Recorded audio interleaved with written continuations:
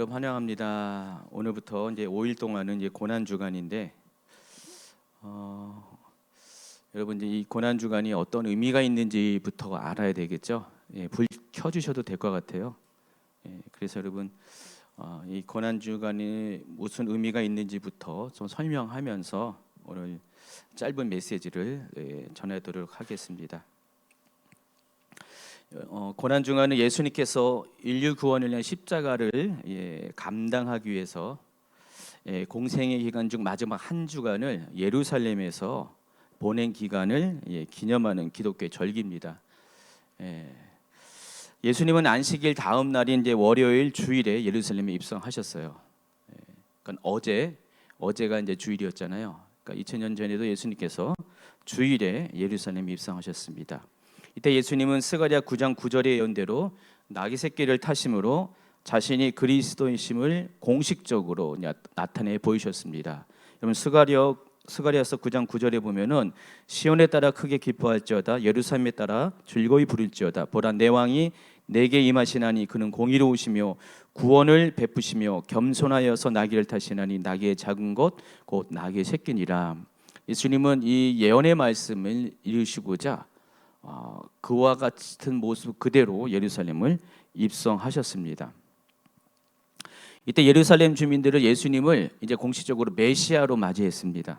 한 인간 예수로 맞은 게 아니라 그리스도로 맞이했습니다. 그래서 그들이 이제 예수님을 메시아로 맞이한다는 그 표식으로 전쟁에서 승리한 왕에게 왕을 이렇게 존경하는 의미에서 자신의 겉옷과 또 종려나무 가지를 길에 피거나 흔들어서 왕을 맞이하는 그런 의식을 행했는데 예수님도 그와 같은 모습으로 맞이했습니다. 그래서 마태복음 21장 8절을 보니까 무리의 대다수는 그들의 겉옷을 길에 펴고 다른 이들은 나뭇가지를 베어 길에 폈다라고 했습니다. 자, 그림에 나와 있는 것처럼 예수님은 이와 같은 모습으로 예루살렘에 입성하셨습니다. 그래서 기독교에서는 이날을 종려주일로 기억을 합니다. 요즘은 이제 교회마다 옛날에는 이제 어제 같은 날은 이제 종려주일이라고 특별하게 이제 기념해서 이렇게 지켰는데 요즘은 종려주일이라고 따로 언급하는 교회가 많지는 않은 것 같아요. 어쨌든 이게 이제 기독교에서 마지막 한 주간에 행하는 그 공식적인 어떤 그 기념하는 의식 중에 하나가 첫 번째가 종려주일을 구별하여 지킨다는 것입니다. 전통적으로 그 서로마 교회와 동로마 교회가 좀 이 종려주일을 기념하는 의식이 좀 달랐습니다.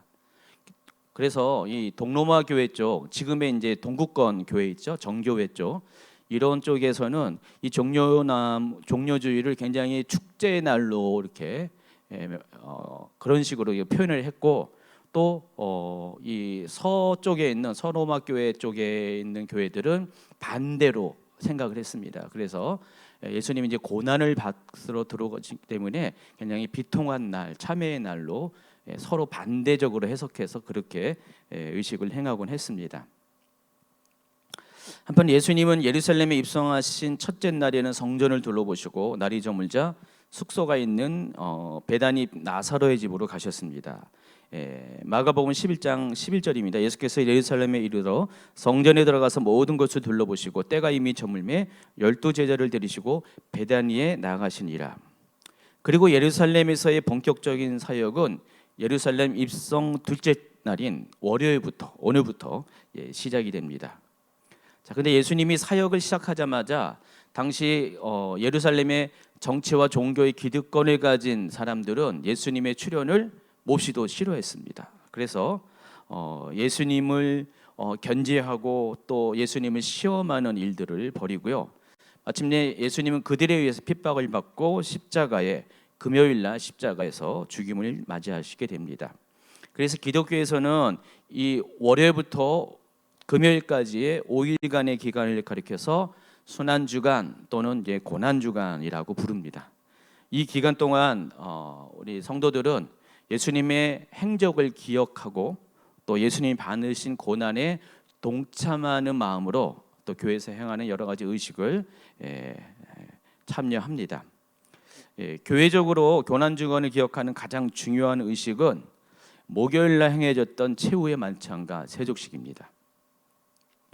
그리고 예수님께서 십자가 지신 금요일을 성금요일이라고 별도로 칭하고요.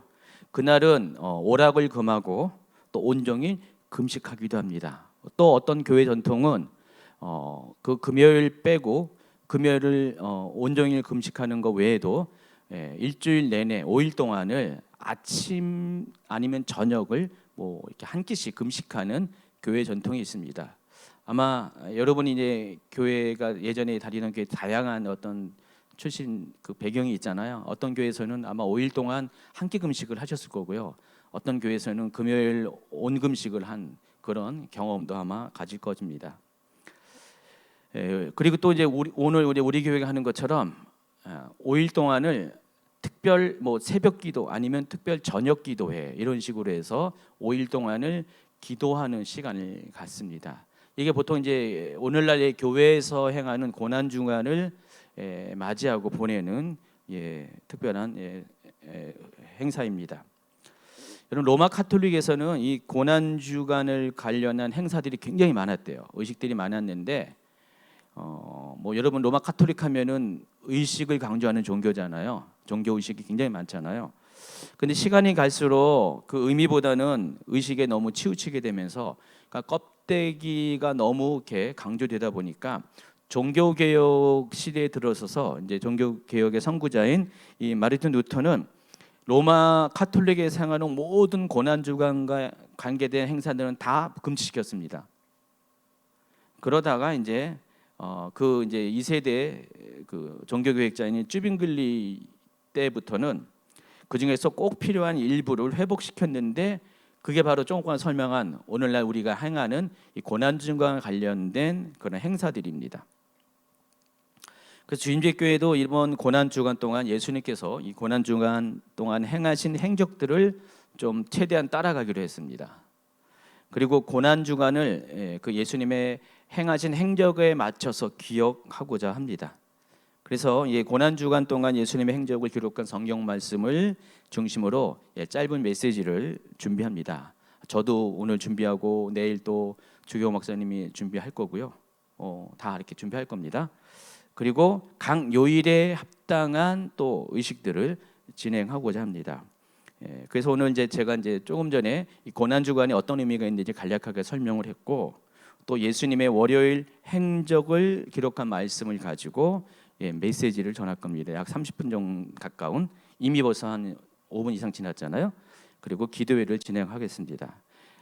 둘째 날 화요일은 이제 주경 목사님이 이제 화요일 열방 기도를 인도하면서 또 둘째 날 행적과 관련된 메시지를 전하고 고난 주간 기도회를 인도할 것이고 셋째 날 수요일도 제가 인도합니다. 수요일마다 진행하는 이제 마태복음 강해 하고 중복 기도하고 또 고난 주간과 관련된 기도 제목을 나누도록 하겠습니다. 그리고 넷째 날인 목요일은 최은혜 목사님이 담당하게 될 것인데 최은혜 목사님이 관련된 또 말씀을 가지고 메시지를 전할 것이고 이날은 특별히 두 가지 행사를 합니다. 성만찬을 하게 됩니다. 여러분 이제 성만찬 그동안 코로나 때문에 2년 넘게 못했잖아요. 근데 이번에 할까 말까 약간의 고민이 있었는데 처음에는 안 하려고 했었는데 마침 또 코로나가 많이 이렇게 좀 약해지고 아시다시피 걸릴 분 다 걸렸고 그래서 코로나에 매이지 않고 예수님의 행적을 쫓아서 우리가 성만찬을 하는 것이 2년여 만에 성만찬하는 것이 더 좋을 것 같아서 성만찬을 이제 하기로 했습니다. 이날 예수님이 하신 것 중에 하나가 성만찬이고 또 한 가지가 세족식이었어요. 그래서 이번에 이제 세족식을 또 같이 할 겁니다. 성만찬을 먼저 하고 이어서 바로 세족식을 할 겁니다. 그래서 그날은 여러분 오신 분들 전부 다 발을 닦고 오셔야 돼요. 좀 어차피 뭐 닦을 거니까 뭐 최대한 더럽혀서 온다 그 생각하지 마시고 그걸 뭐 그래도 하세요. 그렇게 하셔도 되는데 이왕이면 발을 좀 닦고 와서 준비하면 좋겠습니다. 그래서 세족식을 합니다. 그래서 저하고 최 목사님이 먼저 우리 사역자들하고 장로님들의 발을 이제 씻어줄 겁니다. 떼수건은 준비 안 할 겁니다. 예, 그렇게 하고 한 5개, 10개의 의자와 세숫대야를 수건을 준비해서 그렇게 할 거고요.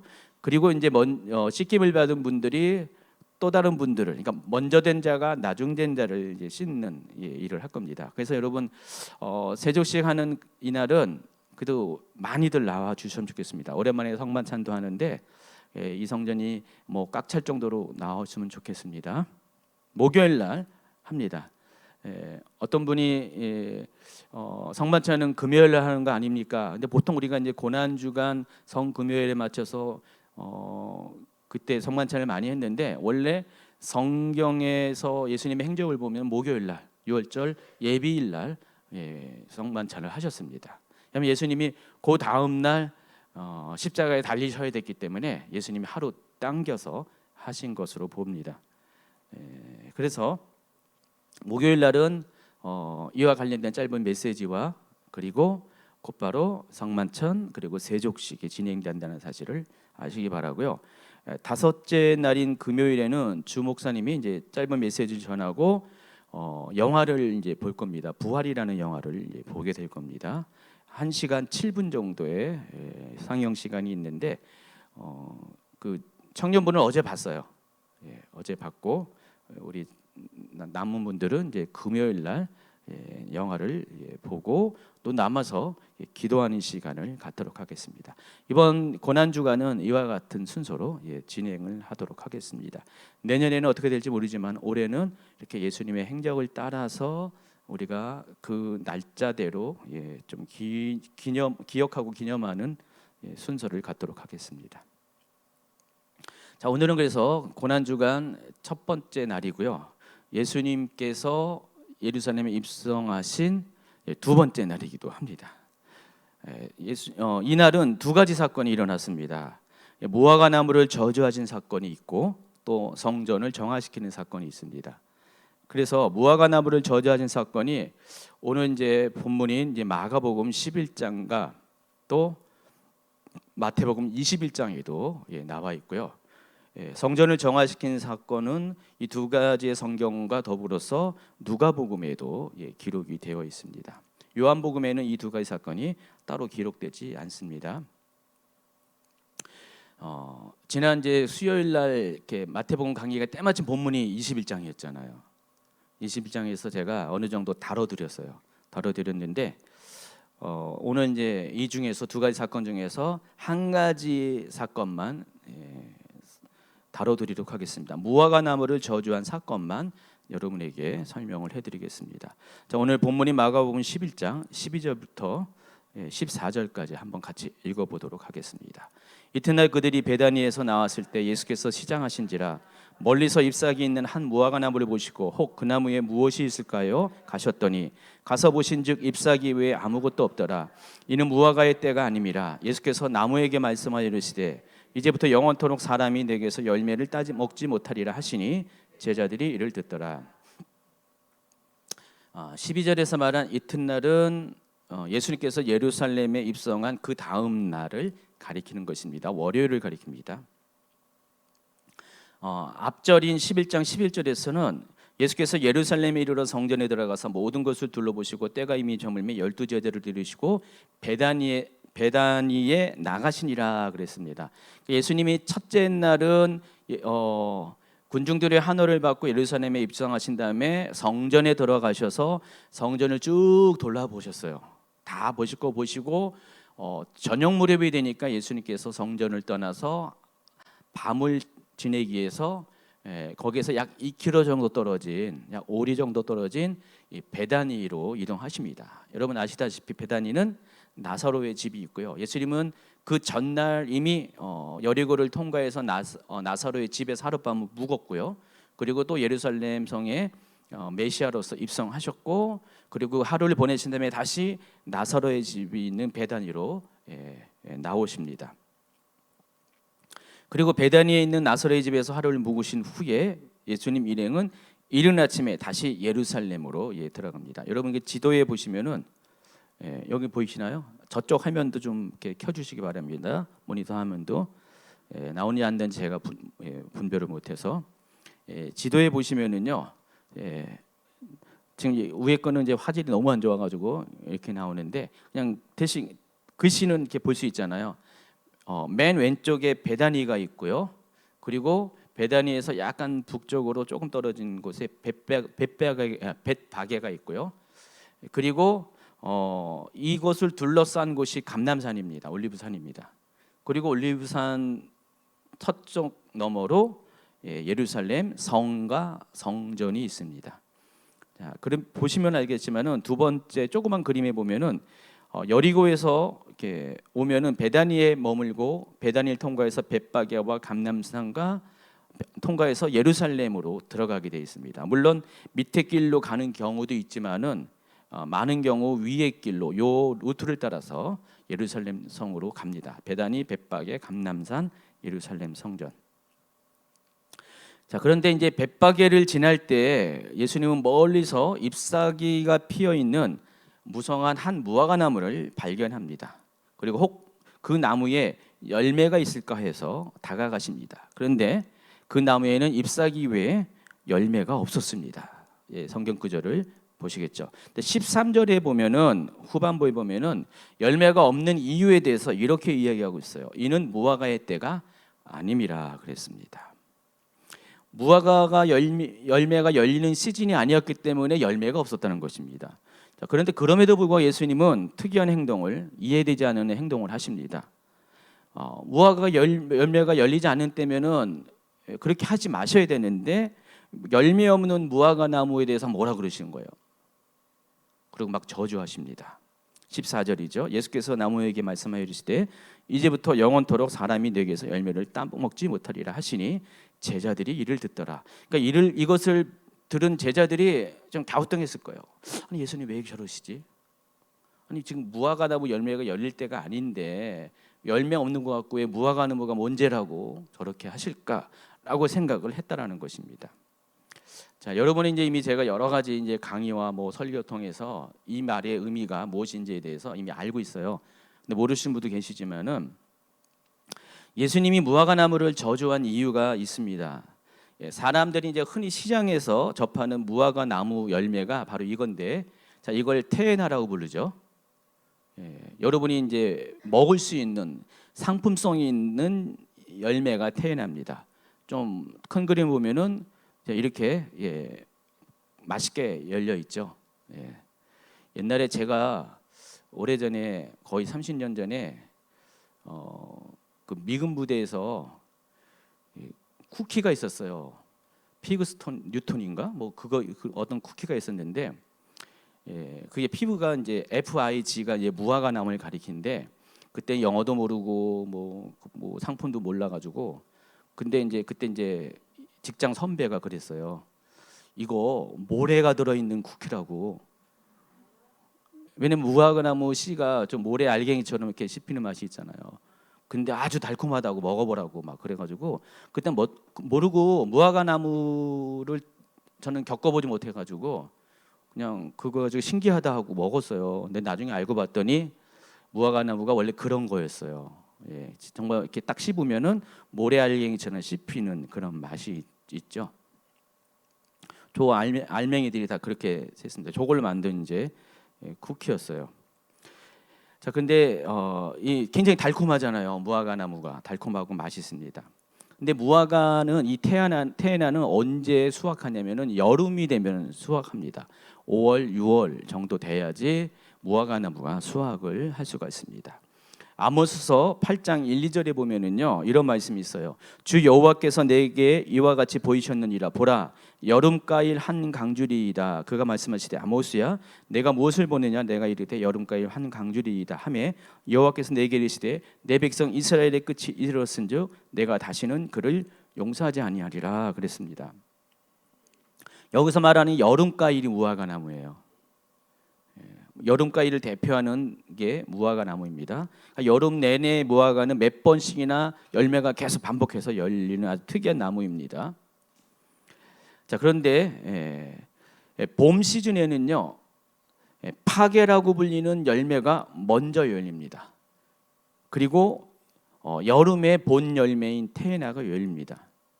그런데 파게가 열려야지만 테에나가 열린다는 것 여러분 다 아시잖아요. 그래서 여러분 그림에 보는 것처럼 왼쪽에 있는 게 첫 무화과인 파게고 두 번째가 늦 무화과인 테에나입니다. 그런데 만약에 파게가 열리지 않으면 어떻게 돼요? 테에나도 열리지 않기 때문에 이 파게가 열리지 않는 나무는 자리만 차지할 뿐 아무런 쓸모가 없어서 농부들은 그 나무를 베어버립니다. 예수님께서 지금 찾으신 그 열매는 테에나가 아니었죠. 왜냐하면 예수님이 지금 6월절 시즌에 무화과 나무에서 열매를 찾았기 때문에 예수님이 원한 거는 테에나가 아니었고 파게였는데 이 나무는 파게조차 없었어요. 그래서 예수님께서 열매 맺지 아니하는 파게를 맺지 아니하는 무화과 나무를 저주한 까닭입니다. 예수님이 특이한 행동을 한 게 아니에요. 당연한 행동을 하셨다는 것입니다. 그리고 여러분 대부분 아시다시피 무화과 나무는 이스라엘 민족을 상징합니다. 따라서 이 사건을 통해서 예수님은 열매 없는 이스라엘 민족의 운명이 어떻게 될 것임을 예고하신 것입니다. 실제로 이스라엘은 첫 열매인 파게로서의 사명을 갖고 있었는데 그 사명을 감당하지 못했기 때문에 결국은 베어짐을 당하죠. 그게 이제 로마서 9장에 나와 있는 이야기입니다. 파게는 수분도 별로 없어서 푸석푸석해서 맛도 없습니다. 자, 우리나라의 보릿고개처럼 양식이 떨어지는 이 봄 시즌이 되면 이스라엘에도 먹을 게 없어요. 그때 가난한 사람들에게 이 파게야말로 너무나 소중한 것이었습니다. 그것마저 없으면은 먹고 살 수가 없는 거예요. 그래서 배고픔을 채우기 위한 유일한 먹거리가 파게였습니다. 부자들은 양식이 있기 때문에 굳이 맛도 없는 파게를 먹지 않는데 가난한 자들은 양식이 없기 때문에 그거라도 먹어야 연명을 할 수가 있었다는 것입니다. 예수님은 같은 이유에서 테에나가 아닌 파게를 찾으신 것입니다. 그러니까 예수님 보시기에 멀리서 보니까 무화과 나무 잎사귀가 무성하니까 당연히 파게가 열릴 줄 알고 찾아가셨는데 파게가 없는 곳이었어요. 자, 그런데 여러분 이제 여기까지 다 아는 내용이에요. 여러분이 이제 예수님이 파게를 찾으신 장소를 주목하시기 바랍니다. 제가 이제 지도까지 보여준 이유가 있다는 것입니다. 그러니까 예수님의 동선을 살펴보면은 예수님은 베다니에서 예루살렘 성을 향해 나아가고 있고 예루살렘에 가기 위해서는 어디를 통과해야 된다고요? 베다니에서 예루살렘 가기 위해서는 벳바게를 통과해야 했다는 것입니다. 벳바게를 지나서 예루살렘으로 갈 수가 있는 거예요. 자, 그런데 이 베다니와 이 벳바게는요 무화과와 관련된 동네예요. 왜 그러냐면요 이 두 마을의 이름 자체가 무화과 나무와 관련된 이름이라는 것입니다. 여러분 잘 알고 있듯이 히브리어에서 벳이라고 하면은 베이트라고 하면은 뭘 가리키죠? 집을 가리킵니다. 베들레헴 빵집이잖아요. 벳자가 들어가면은 그러니까 히브리에서 지명에서 벳자가 들어가면 전부 다 집을 가리킵니다. 벳 뭐뭐 벳 뭐뭐 다 무슨 집이에요. 자, 보시면은 베다니는요 이 베이트와 테에나의 합성어예요. 그럼 베다니는 어떤 곳입니까? 테에나가 열리는 집이란 뜻이에요. 테에나가 열리는 마을이란 뜻입니다. 그러면은 벳바게는 뭐예요? 원래 이게 이제 히브리어로 파게죠. 한글로 음역한 게 바게라고 했는데 파게가 열리는 집이란 뜻이에요. 벳바게는요. 그러면 이름 자체가 무화과 나무와 관련되어 있다는 거고요. 베다니는 테에나가 많은 곳, 벳바게는 파게가 많은 곳. 어쨌든 간에 뭐 파게든지 테에나든지 간에 같은 나무에서 열린 것이기 때문에 무화과 나무가 많이 있는 곳이라는 뜻입니다. 이 벳바게와 베다니는요 무화과 나무와 아주 깊은 관련이 있습니다. 그래서 여기만 벳바게만 넘어가면은 이제 감람산 밑으로 쭉 내려가는데 감람산은 또 뭐예요? 뭐가 많이 있어요? 올리브가 많이 있는 곳입니다. 성경에 나온 지명들이 그냥 지나칠 게 아니에요. 다 의미가 있습니다. 그래서 사람들은 이 두 마을을 생각할 때마다 뭘 생각합니까? 무화과 나무를 생각해야 되잖아요. 이름 자체가 얼마나 무화과가 많이 있으면은 베다니 벳바게라고 불렸을까? 그러니까 사람들은 이 마을로 가면은 당연히 무화과 나무가 있고 무화과 나무, 특별히 베다니에 있는 테에나 또 벳바게에는 파게가 많은 그런 것으로 인식을 하고 있다는 것입니다. 일반적으로 성경에 나오는 이제 지명과 인명들은 하나님과 관련된 특별한 사건과 역사와 관련이 되어 있어요. 어쩌다 지어진 이름이 아니에요. 뭐 3월이 6월이 그런 이름이 아니라는 것입니다. 성경에 나와 있는 어떤 특별한 지명들, 인명들은 다 하나님의 역사와 구원의 역사와 관련된 특별한 이름들이라는 것입니다. 베다니도 그렇고 벳바게 역시 무화과 나무의 열매를 기대하는 사람들의 바람이 심겨진 이름이라는 것입니다. 따라서 이 두 장소에 심겨진 무화과 나무는 존재하는 의미가 있어요. 의무가 있다는 것입니다. 당연히 열매를 준비해야만 했다는 것입니다. 그리고 예수님은 그런 의미에서 이 베다니가 아닌 벳바게에서 찾은 게 뭐예요? 테에나가 아닌 파게를 찾으셨다는 것입니다. 그러니까 벳바게의 무화과 나무는 예수님이 열매를 찾으실 때 파게를 보여주어만 했다는 것입니다.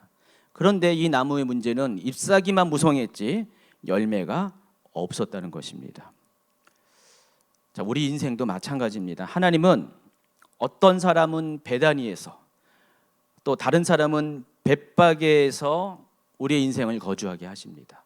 어떤 사람은 테에나를 열매 맺게 하고 어떤 사람은 파게를 열매 맺게 하는 인생을 살도록 우리를 어느 장소에 하나님이 계획하신 어느 특별한 장소에 우리를 심어 놓으신다는 것입니다.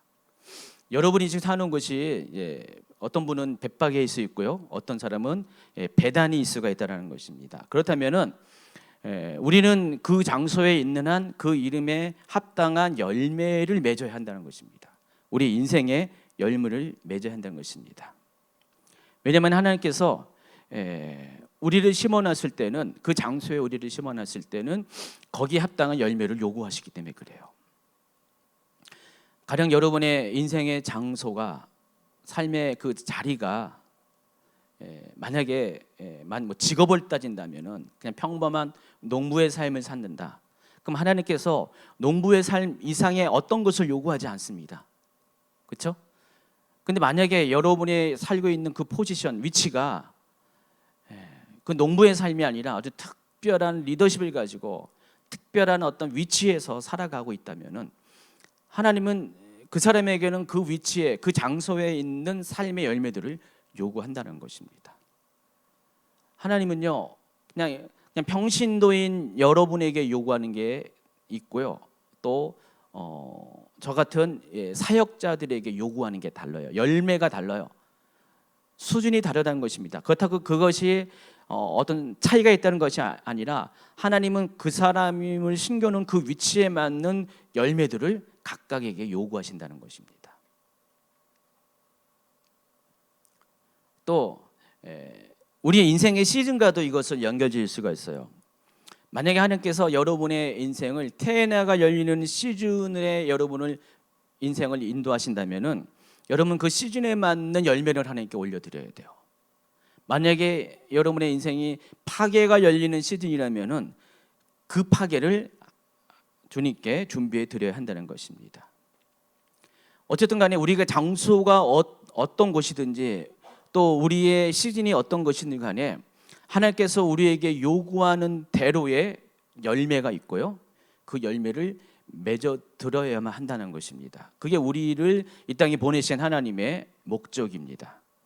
우리는 열매를 맺는 사명을 갖고 있어요. 자, 그런데 여러분, 이곳에서 열매가 중요한 이유가 있습니다. 지금 예루살렘을 가는 길목 가운데 베다니가 있고 벳바게가 있잖아요. 이 두 장소는 예루살렘을 향하는 마지막 경유지에 위치하고 있습니다. 여기만 넘어가면은 바로 예루살렘이에요. 그러므로 예루살렘은 하나님께서 우리 인생을 또 우리 신앙을 걸어가게 하는 최종 목적지가 예루살렘이에요. 그렇게 한번 생각을 해보자는 거죠. 그러니까 여러분이 최종적으로 도착해야 될 곳이 하나님의 성전이 있는, 하나님의 임재가 있는 바로 예루살렘이라는 것입니다. 근데 하나님은 그곳에 여러분이 이루기 전에 여러분에게 요구하는 게 있어요. 바로 열매라는 것입니다. 파괴 또는 태에나를 여러분에게 요구하신다는 것입니다. 잎사귀만 무성한 나무가 아닌 열매가 맺어지는 그런 나무가 되기를 여러분에게 요청하신다는 것입니다.